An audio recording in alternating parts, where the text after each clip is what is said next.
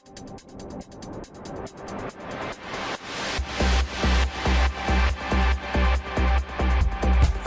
into your seats and get ready. It's time for the Mortarpod.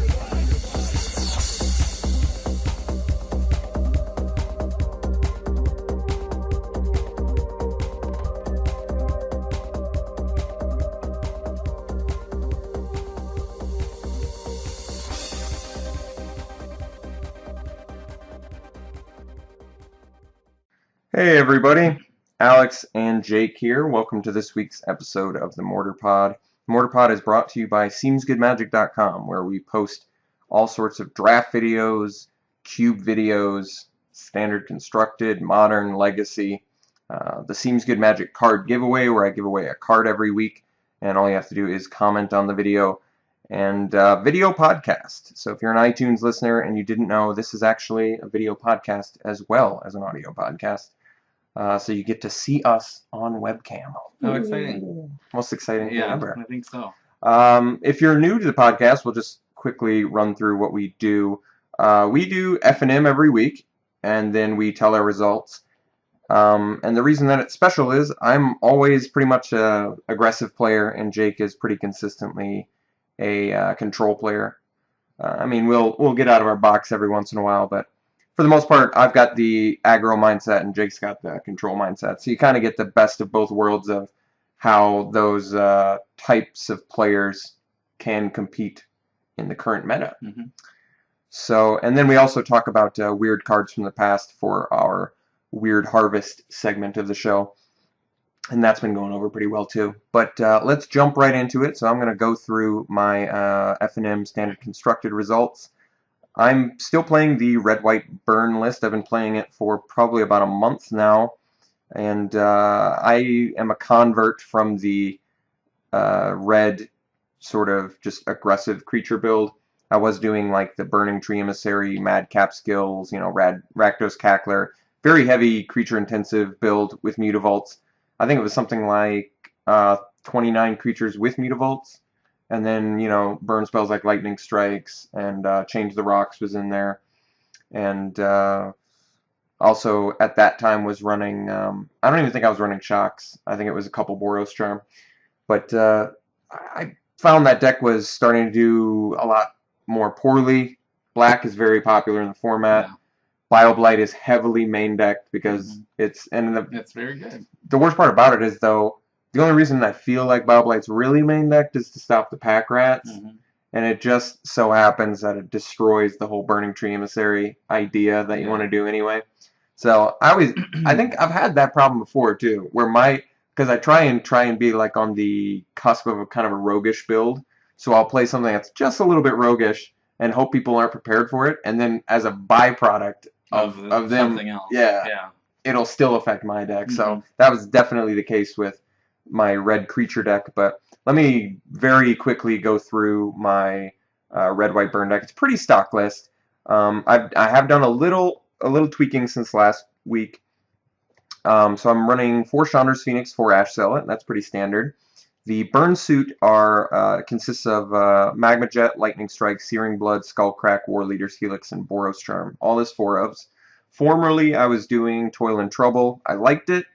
I felt like the matches where it performed best, I'm already a favored person, so it felt like it was unnecessary. Like it was better to try and gear myself for the very problematic matches, which are things like Naya Hexproof, and even Mono Black Devotion is at least like a coin toss, I think. So the changes I made, I'm main decking 4 Chain to the Rocks. It turns out this list can have a hard time with Desecration Demon.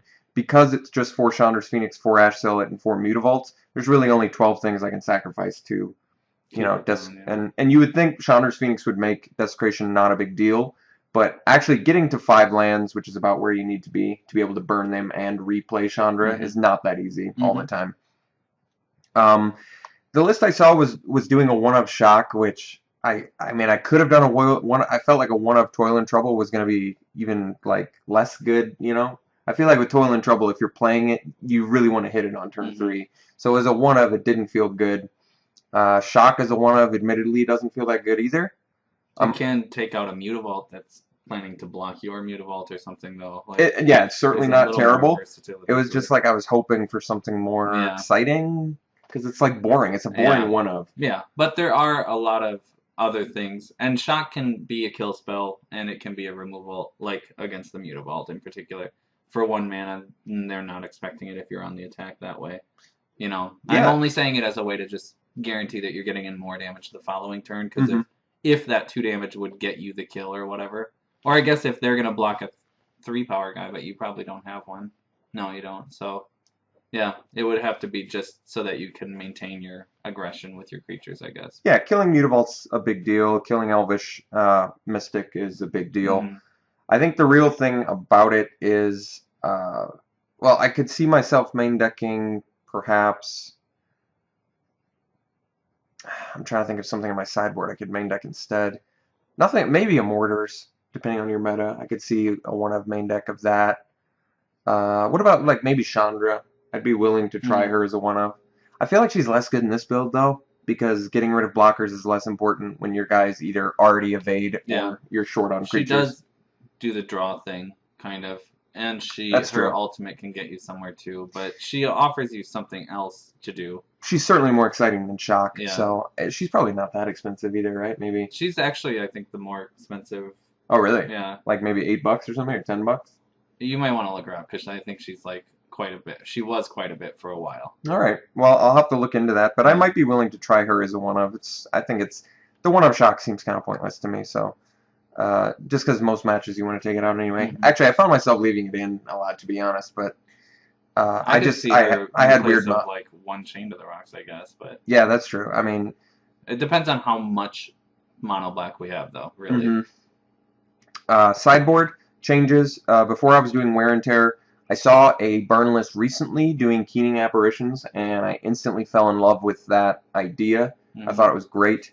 The problem with Wear and Tear in the Naya Hexproof matches, it's instant speed, which is a good thing, but you don't want to cast on their turn because they pretty much always got the Voice of Resurgence. So I really feel like Keening Apparition does double duty in that match, since it's like block your Witch Stalker and then sack and get rid of your Unflinching Courage. Effectively getting rid of their trample, getting rid of their lifelink, and not taking damage from their attacker. So I think Keening Apparition could be the real highlight change that could potentially help me in that match. I didn't play it this week, so I can't tell you yet, but it was cool. I brought it in a couple times, and it did some work for me. I thought it was pretty cool. It's cool. Any other sideboard changes? I think the only other change was I'm up to 4. I'm just up to 4 main deck Chain of the Rocks. I wanted all the outs I could handle for Desecration Demon and stuff like that. I'm sure there's some other huge targets for Chain of the Rocks now. Yeah. Fiendslayer Paladin actually is a huge one, as is Voice of Resurgence. So I actually that's the point in general. Upping the Chain of the Rocks count super helps with the Naya Hexproof match, weakening slightly the match that has maybe all the Blood Baron of Vizkopas or something like that, or Storm Breath Dragons. Right. But Storm Breath is played where there are monsters also. So at least you're hitting a Polygranos, or you're hitting a Reaper maybe if they've just played it. Who knows? Polygranos in particular is good enough, in my opinion, to get. So my first match was against and I made sure to write this in the notes too, a Precon. I sold this Precon to this guy. A Precon blue-white heroic deck, and it was unsleeved, so I watched my opponent playing Hallowed Fountains and Detention Spheres completely unsleeved, and it made me sweat a little bit. And Imposing Sovereign's not even that cheap, I don't think. Well, I ended up losing the match, which is kind of the hilarious part about it, and I think Jake was watching as my opponent was literally asking me questions about cards in his hand while he was beating me. I know. So I'm like sitting there helping my new opponent beat me.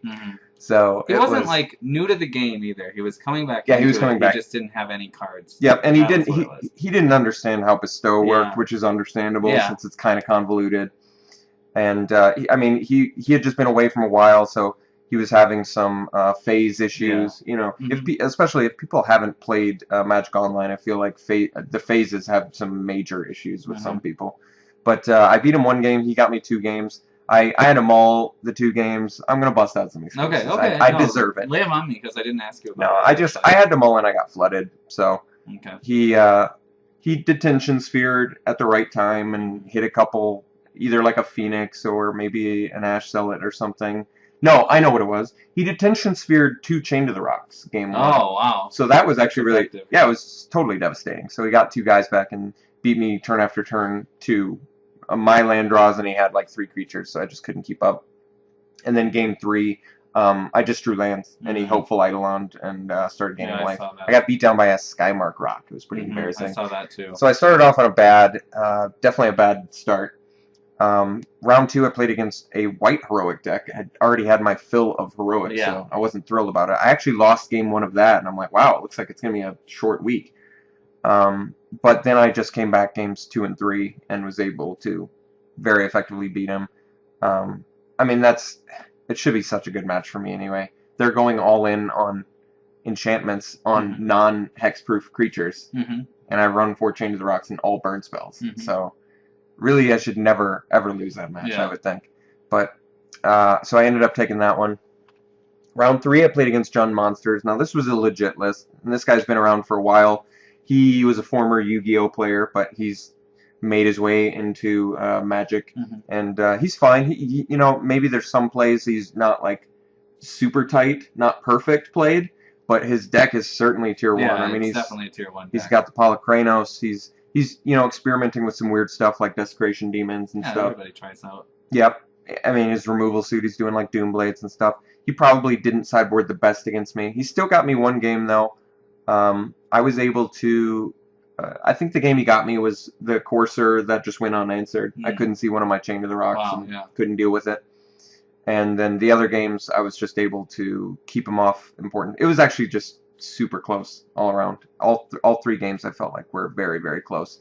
So that match isn't as good as I maybe thought it was. I kind of assumed it was because the red creature aggro list I played was good against it, but I'm not sure. I mean, Burn is good against it, but I feel like you do got to deal with that Courser. You got to deal with it quick, because Burn can't handle that much life gain, and they can race out dudes real fast. You know, turn 2 Caryatid, turn 3 Polykranos. I gotta have Chain to the Rocks immediately. Yeah, for a Polykranos, you definitely do. And they can, I mean, into Stormbreath the next turn, and you're toast. I don't even know how you come back from that. I know Stormbreath is out of control with the monsters build. Yeah, totally. So I was happy to beat that. And then round 4, I played against a guy who'd gotten paired up, or I'd gotten paired down, because all of my matches previous to that had been, you know, gone to game 3. So it was sort of a newer player, red-green aggro list, and I beat him pretty handily. He's still, you know, learning some basics of the game. So really, I was very lucky to have gotten into top 8, considering my really rocky start. In top 8, I played against Rug Monsters, which is a new list that I hadn't seen before. And it turns out I feel like I had just a fantastic match against that. He had to mull both games. I beat him 2-0. He mulled to 6 both games. The keep he played turn 1 Mystic. I was on the play. He did turn 1 Mystic. I did Searing Blood. He did turn 2 Mystic. I did Searing Blood. Oh, wow. And then it was just burn spells to clean up from there. Game 2, I brought in the Mizium Mortars for Courser, which I didn't see game 1, but you have to assume it's there. And then I brought in, that might have actually been all I brought in that match, because I don't really like the First Blades in that match, or Renounce, and I didn't see any multicolor for Renounce, or Blind Obedience is more for the, you know, mirror match and stuff like that. So I brought in the Mortars, and I believe I probably brought out a couple Skullcracks, only because I figured he didn't, like, I do like Skullcrack in a lot of matches, most matches, but if it's just to keep them off 1 life from a Coaster? Yeah, it doesn't seem worth it. And even Scavenging Ooze, it doesn't seem worth it, because they'll just be like, oh, okay.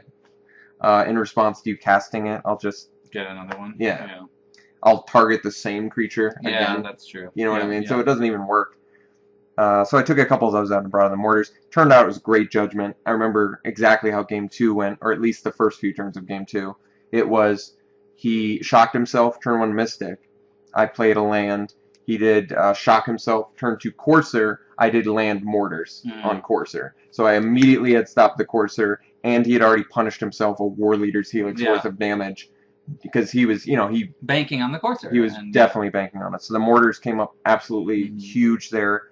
I would say straight up won me the game at that point. He had more threats. but he was so far behind I could actually race his threats effectively. He had like a Jace that he had out, and I was still not attacking Jace and just getting in on him for like, with a Phoenix for like 1 point of damage at a time, and then just like just picking and choosing when I would get a burn spell. Magma Jet is so huge in the deck for if you've got time. There's nothing better to do than a Magma Jet, where it's like, okay, let's find more gas. Yeah. So if anything comes up, I've got the out. All in all, after I beat that, we did a top 4 split. I'm happy with the 4 main deck Chain to the Rocks. I think I'm going to stick with that plan. I'm okay with it. I like it in most of the tier 1 matches. No one's really playing Mono Blue much anymore, but like I said, hitting Desecration Demon, hitting Polychronos, hitting Courser, there's plenty of good stuff to hit. Even hitting a God that's been turned on, I could see that being for decent. sure. I think definitely. I've done that before. I mean, I've hit Thassa with it early on with Chain to the Rocks, and I loved it. It was great. So, okay, that was my matches. Let's go to Jake's.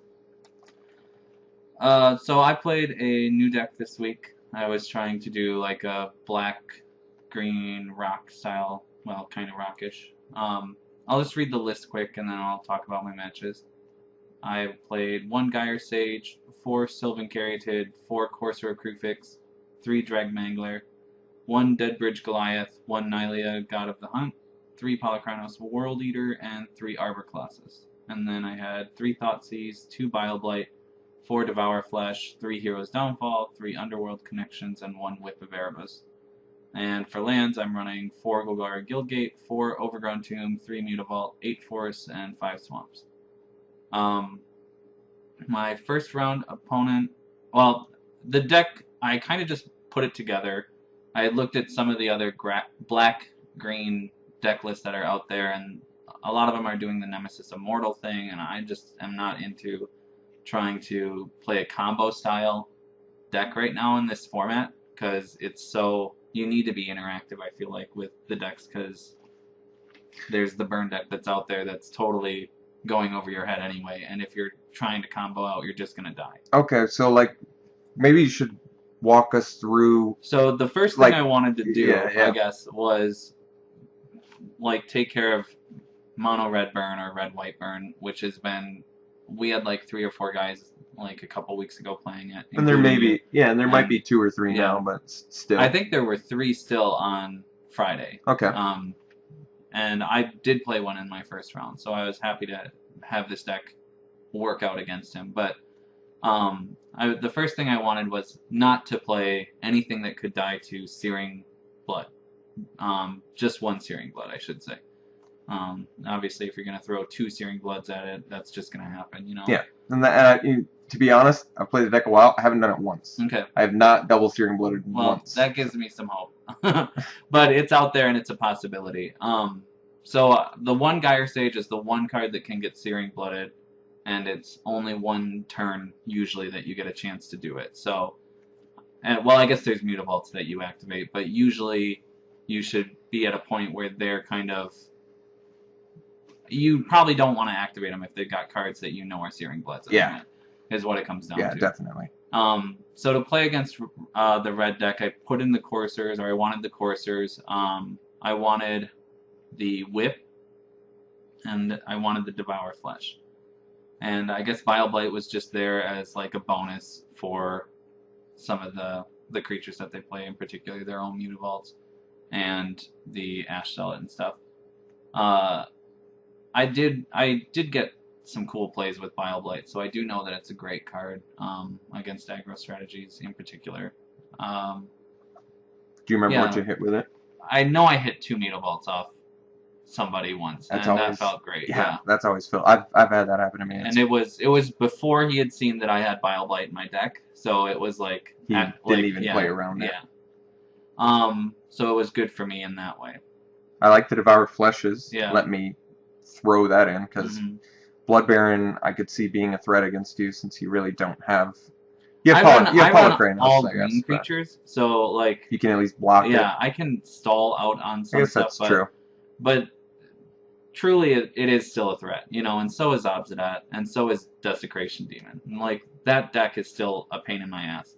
So that's why I was running the 4 Devour Flesh and the 3 Heroes Downfall, so that I can just pretty much always hit their threats. And you know? also get the defensive Devour Flesh, which is not to be overlooked. Right, and I think I used it once too against somebody who was going to do something. I wish I remembered what it was. If he was going to kill a creature, it's a beautiful play to be like, I feel okay, it I'll was sack just it going in to response, kill yeah. something, and it was against. I think it was a Chain to the Rocks, and the creature was better in my graveyard because I play Whip, So sacking it just doesn't matter to me, and I gain the 5 life. So I think it was probably in my first round match I did it.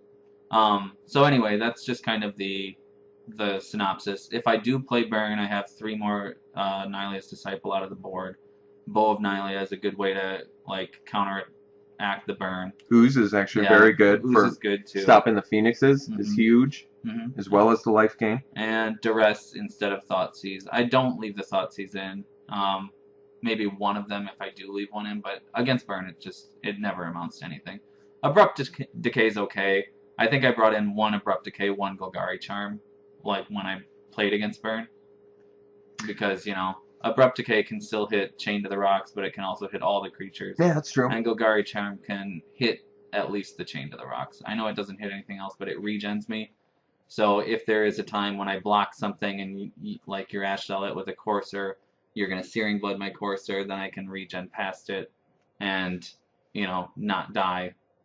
I still won't be able to kill your guy because it removes it from combat, but I don't take that 3 damage either. I think there's still you were saying how Thoughtseize is not good that match, and I agree with you. We both talked about this. I think there's actually a polarized view on Thoughtseize versus Red White Burn. I'm pretty sure there's like a camp that's pro doing it. You know what I mean? That they think that discarding the card and just getting rid of the extra 2 damage could be enough to offset them to find your Gray Merchant or find your. I feel like I understand where they're coming from. My problem is always that you're the one investing in it, not them. So they're not taking time out of their turn progression to play that card, but that card still dealt you 2 damage. It still shocked you. And even if all it's doing is downgrading, and for me, I'm not playing anything that dies to your removal spells, except for, like, you can Searing Blood my Drag Manglers, or not Searing Blood, but you can Lightning Strike my Drag Manglers. But everything else pretty much survives your removal of Searing Bloods, Not obviously not the Chain to the Rocks, and that's not even what we're discussing here, but if I was going to Thoughtseize you, I might even just take the Chain to the Rocks, because you could maybe more easily race with Apollo Kranos on turn 3 than I could burning you out with, burn spells. If I get the Whip, if I have Devour Fleshes, like there's a lot of things that I can do to get back in the game. That screw up my combat math, totally. If you take the Chain to the Rock, if you have access to the Chain to the Rocks, though, then I'm actually screwed.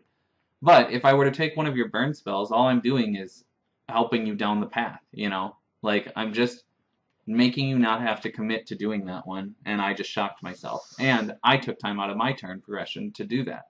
I agree. Yeah, I'm totally... Yeah, like, we're on the same page about it for sure. And I think that Thoughtseize is a fine card, as a main deck card even.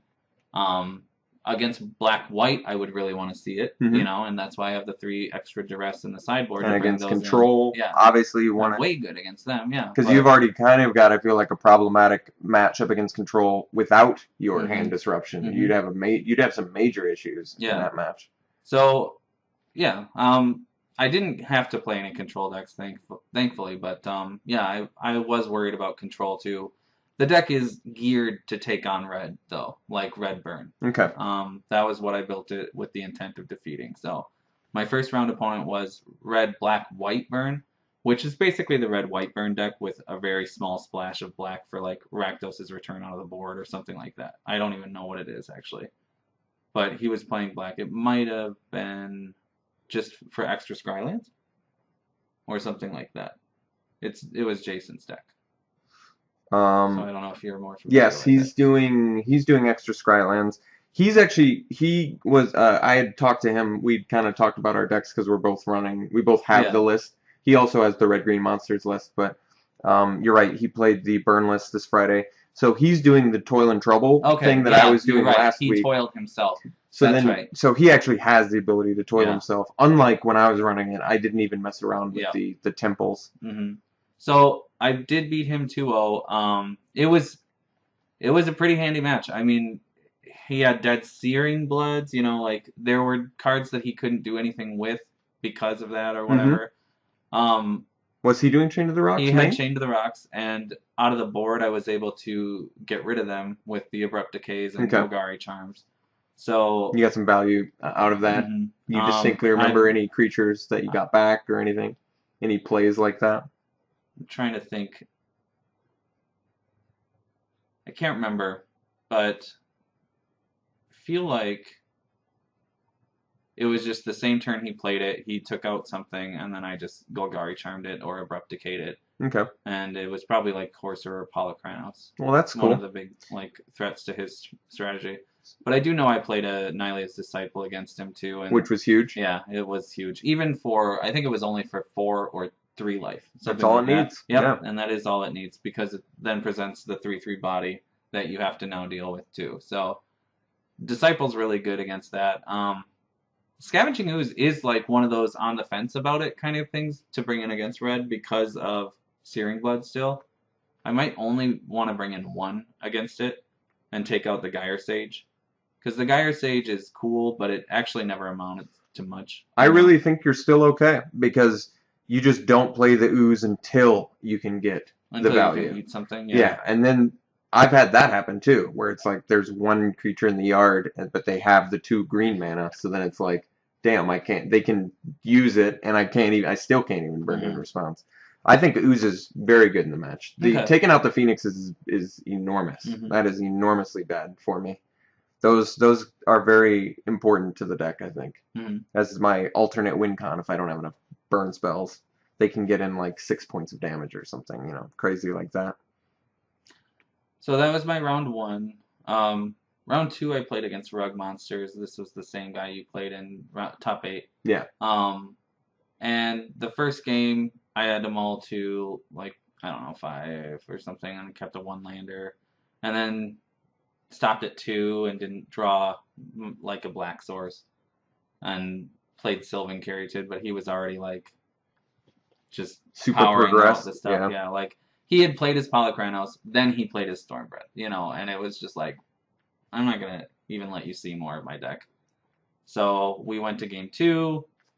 There really wasn't much for me to bring in against his deck. Arbor Colossus is good. I have all the removal, but I needed to see black, so it was like, I think I brought in Golgari Charm because he had the Elvish Mystics. How's Bow of Nylea in that match? Just because of your Death Touch? Does it let you attack into his fatties pretty carefree and still maybe? Yeah. I don't even know that I brought it in. The Bow of Nylea real trick is you want it with Polychronos, so you can attack in and activate the ability while he's attacking. Yeah, and then Death Touch and kill everything. Just ping things. Yeah. So that's where you really want to use it. It's fine with Dragmangler, I suppose, because you don't care about those dying. But really, it's best with Nylea, and I use it. My intent to use it is against red because it gains you 3 life, or it shocks Chandra's Phoenix. So it has 2 decent modes against red, but it can come in against any aggro deck really because of the life gain. Anyway, the second game didn't really get anywhere with that either. I think I just had pretty bad draws definitely the first game, and the second game was pretty lackluster. I don't even think it lasted till turn 5 or 6. Oh man, okay. Yeah, it was just not great. I mean, I don't even really know what to say about it, I guess, because it was like a worthless, there was no practice to be had from playing. Just, mana problems. Yeah. Unfortunate aspect of the game. Yep. So round 3 I played the white heroic deck that Alex played in round 2. I beat him. I'm pretty sure I beat him 2-0. When you said you lost to him, or beat him 2-1, I was wondering if that's how I beat him, but I'm pretty sure it was 2-0. No, the only reason I gave up the game, I mean, you could tell he was a newer player too, or if not a newer player, he had a pretty budget deck. Yeah. I mean, we're talking the white ordeal, which isn't like 10 life's not, obviously 10 life's good against me, but it's just I feel like he'll never resolve it. Yeah. He beat me game 1 because I had him all to 5, and and I believe it's either five, maybe I didn't mull to 5, I mulled to 6, and I kept a 1-lander, the Temple hand, because it Mhm. looked good, and I just didn't see the second land or something like that. I think he actually had a really good board state against me at one point, and he just didn't attack enough.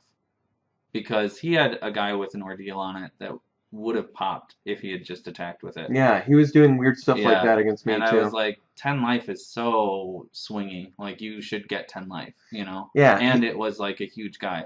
So, very strange. Yeah, yeah, because he had Dauntless, it was a Phalanx captain or whatever. yeah, he So Phalanx he had leader. Yeah, Dauntless twice or something like that, and cast Ethereal Armor and something else on it, the Ordeal on it. So it was like huge, significant enough to die to or like kill anything that I blocked with, you know. hmm And I think I had an Arbor Colossus out, you know. and he wasn't blocked, or he wasn't attacking. Yeah, he still wouldn't attack in, and he had a Sphere of Safety out too, so it was So you actually couldn't pumping attack. +3/+3 on that. And you couldn't attack him. Yeah, It's funny.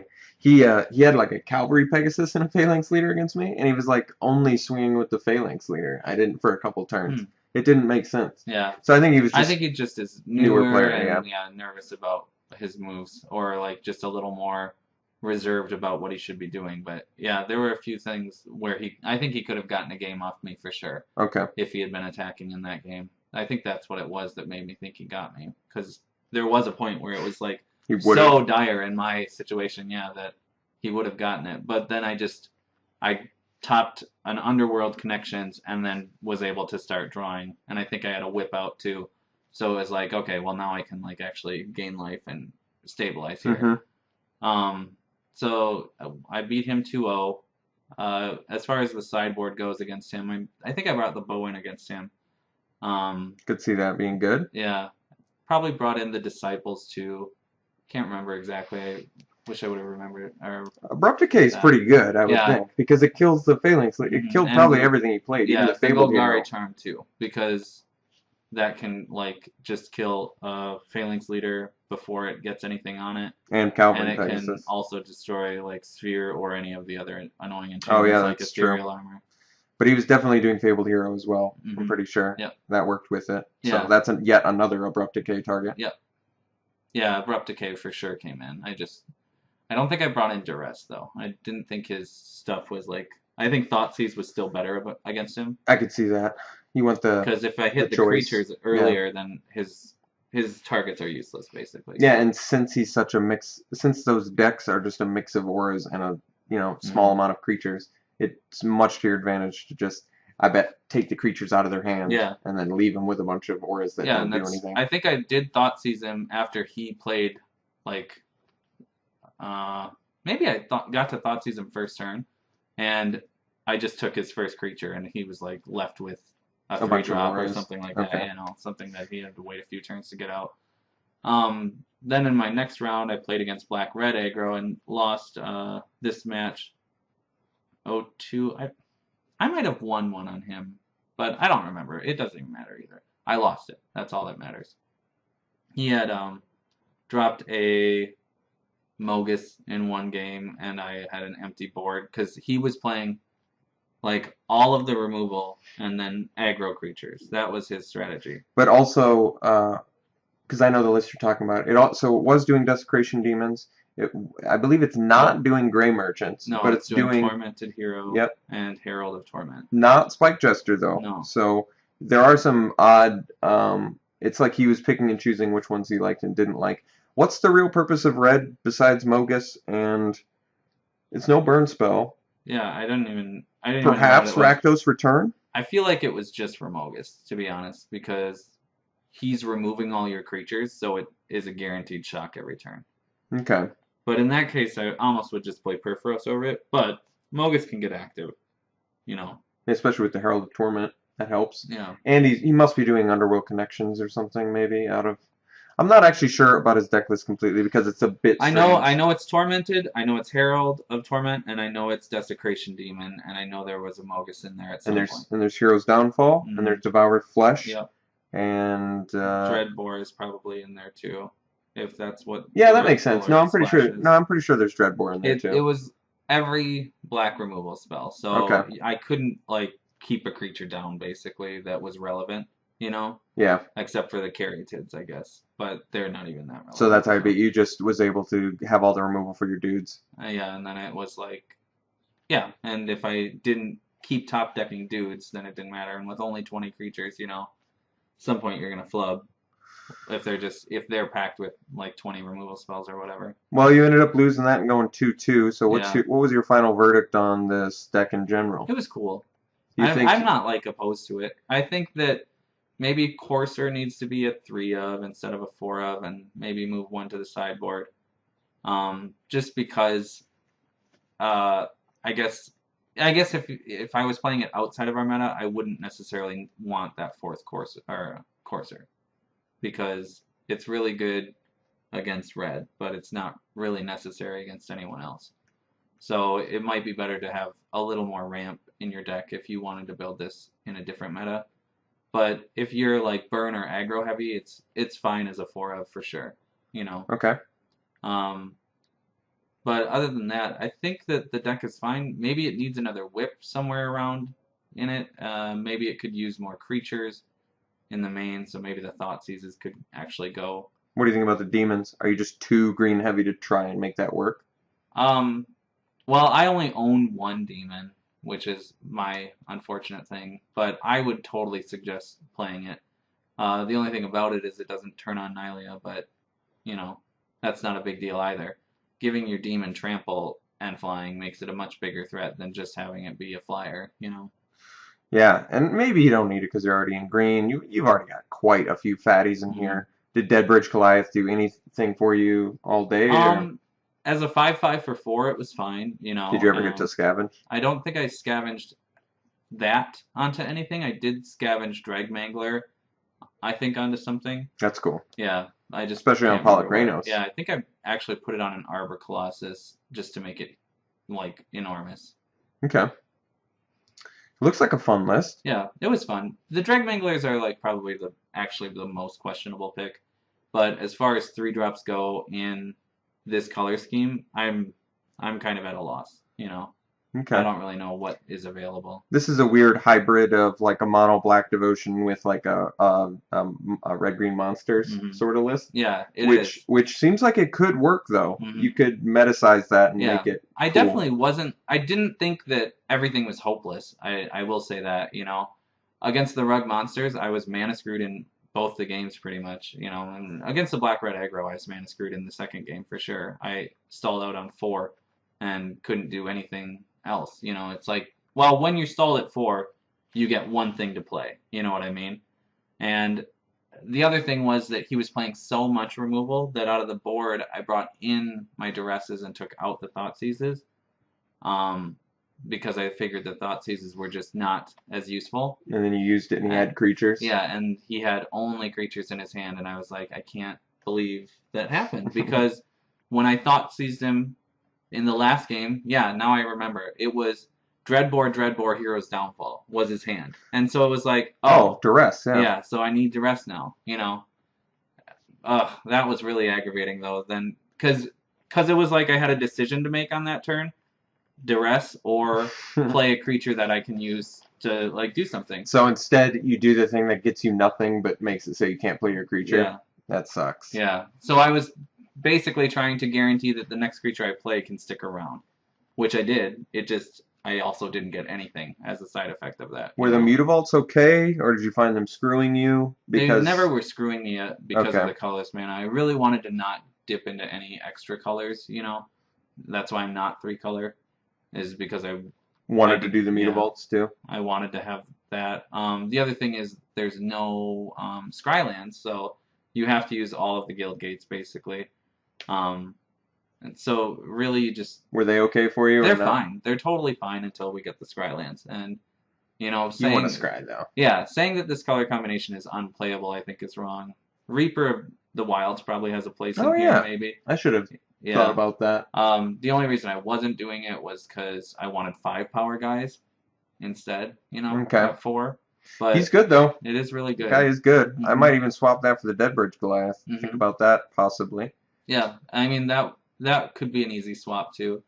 I'm trying to think of what the reason was that I wasn't doing it for that initially. I think it was really just the 5-power because whipping in a Deadbridge Goliath is more like means more than whipping in a Reaper of the Wilds, I guess. Okay. But you know, just by 1 point of damage. So I don't know. I would suggest at least trying it out. I've seen Mhm. Reaper come up huge before, Mhm. and that hexproof is not irrelevant. No, That is no. very relevant. Mhm. All right. Well, are you good? You want to move on to Weird Harvest for the week? Yeah, I think so. All right. Let's do it. Weird Harvest. All right. Weird Harvest, as promised. Card of the week, and we talk about that as weird. This one is certainly a doozy. It comes all the way back from Alliances, and it is called Thought Lash. I'm going to read the... I don't want to read the old text because it's probably too confusing, but I'm going to read the Oracle text. So it's a 4-mana enchantment, cumulative upkeep, exile the top card of your library, and when a player doesn't pay Thought Lash's cumulative upkeep, that player exiles all cards from his or her library, and then exile the top card of your library. You can prevent the next 1 damage that would be dealt to you this turn. So basically, if you can't pay the cumulative upkeep, you lose the next turn. No, you lose then. Because you... Because you will draw a card from an empty library. Oh, because it does it during your upkeep. Yeah. You're right. So it actually loses the turn you can't pay the upkeep. Yeah. Interesting. This card's pretty bad. I mean, it is cool that you can just exile cards from your library to prevent damage. Doesn't, however, prevent life loss, and it doesn't prevent milling. Mm-hmm. So I can see some immediate issues. Also, it only prevents to you. Maybe if it prevented to any target, I could see it being much, much better. I can see it, I guess. I'm trying to think abstractly here. I think if you were a combo deck that needed several turns to get there, it could work for you because you can just sit behind it and exile cards from your library to stay alive until you get your combo. But I think that's about it, you know. I don't think Control wants it. Well, let's move on to the most exciting part about this card, Jake, because the name's not too outlandish. Thought Lash, I could see that being fantasy. What's the picture exactly? Yeah, what is the picture indeed? I don't even know how to describe it, honestly, because the mouth is so, so strange. But definitely her brain inside her head is becoming something else. Like, think Little Shop of Horrors, Feed Me Seymour plant. Yeah, and you'll get the idea. Is coming out of the back of her head in a very seam-filled way. Yeah, and it looks like her brain is growing a tail. So it's almost like through her, like the other half of her is becoming demonic, you know? Like that's almost how it looks. She also has like a crack on her temple. Mm-hmm. So it's almost like she's made out of clay, ceramic or something. And then what's coming out of her mouth? Nonsense. It's spouting that gibberish. Yeah. She's got like a numbers and math. Actually, it's math. Yeah. She's spitting out math. A and plus signs and fives. Very odd symbols. The 0 and a 1. This is a very creepy picture, though. Is Mark Teaton? I mean, he's known for this kind of like creepy art. Like, was he gaseous form too, or not? No, okay. He's not gaseous form. I'm trying to think of another one that he did that's kind of creepy. Thralls. He did a lot of thralls. Okay. That were creepy. But the woman also looks kind of what's the word, like lackadaisical or out of it. Yeah, I would say completely without thought. Like vapid. What is the word? What is vapid? Would be if she was stupid. I think, right? She doesn't even know what she's saying or doing, really. She's not in control of herself, is what it looks like to me. Flavorfully, do you think this card matches the text that it's trying to do? Not at all. No. What would you, what makes what's the disparity? You're preventing damage. I think what this card desperately needed was not the prevent damage clause. What it needed was a way to give it to your opponent. Like, I think that's what this really needed. And Puka's Mischief? Yeah. Eat your heart out? Mm-hmm. Really, it is. It is a eat your heart out with Puka's Mischief card. Because this card is like a giant fuck you. In EDH, I've given it away. And, you know, it's fun to see people, like, try to get rid of their own permanents, you know, when you do the Puka's Mischief thing. And, like, work hard to destroy something. that they control, but you actually got something out of it already. Mhm. So you're totally getting a 2-for-1 off of them, basically. That's cool about it. But as far as like actual playability, it doesn't work. The Thought Lash thing, it doesn't really make sense with what they're trying to do here. Like, I don't think the name even makes sense with the text. Should we also mention she could be nude? Yeah, I'm pretty sure she has no top on. Or if she, well, it's Could be Ice one of Age those era, side so strap sort of thing. it's Ice Age era, so it shouldn't be like that. She should have been wearing like a full coat, you know. Oh, Mark. So she's probably naked. No one told Mark Teaton. Yeah, she's naked in a cave or something. They needed to tell him. Yeah. But all right, well, that's going to be it for this week. Thanks a lot for tuning in, guys. Make sure to check out seemsgoodmagic.com. If you're from the Reddit community, I've just gotten involved with them for the last 2 or 3 weeks, and that's been a lot of fun too. I feel like we've gotten a lot of new people involved from there, so that's a lot of fun. All right, I guess we'll see you guys next week. See you later. Take her easy.